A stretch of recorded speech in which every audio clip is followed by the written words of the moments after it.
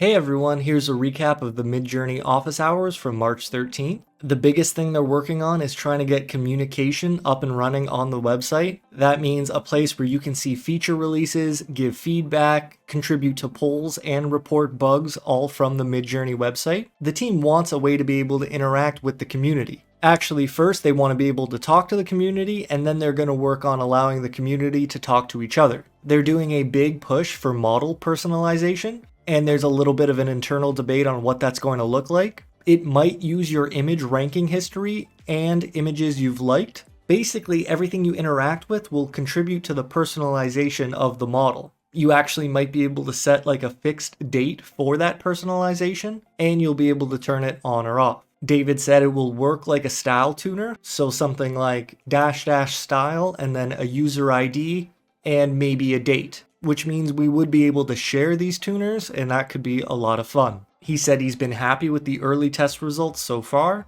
He actually prefers the images he's getting more than the regular images, and he was surprised at how far it pushed away from the stereotypical depiction of women. He thinks it will be a big deal, and by the sounds of it, I definitely agree. They're also looking at ways of upgrading the style reference feature. They have a version that could probably be released, but he said maybe it could be better, and it's tough to balance their resources. In fact, they're still on the fence for doing a color reference in version 6 at least, because he wants to push to version 7 and says it will be a bigger jump than V5 to V6. How is that even possible? I'm so curious.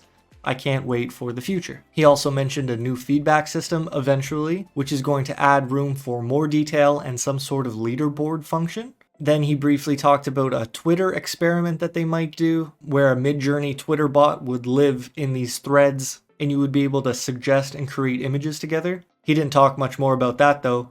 He did mention that they haven't heard back from Stability AI with regards to the Fiasco last week, which is interesting. And there were some problems with image ratings. Apparently this has been going on for a while, with a huge group of people abusing it, so they've had to take away the free fast hour that they would reward people with. That sucks for sure. David said they could allocate resources for some sort of anti-bot measures, but they'd rather focus on version 7. Although he did say that the idea of giving free hours will come back eventually in some sort of new system. If you like the art in this video, here is the prompt. It's your subject, pilaf, hypnagogic, maximalism, physics-based paper collage in the style of suburban flat shading, simplified figures, studyplace, expert draftsmanship, sculpture, oil pencil, sketch. I used chaos 0, 2, and 6, and I want to give a special thanks to Slyfoxsyndicate. I found this prompt over on the Midjourney website. If you want some more exclusive prompts, you can support me on Patreon. If you want a better look at some of my pictures, you can follow me over on Instagram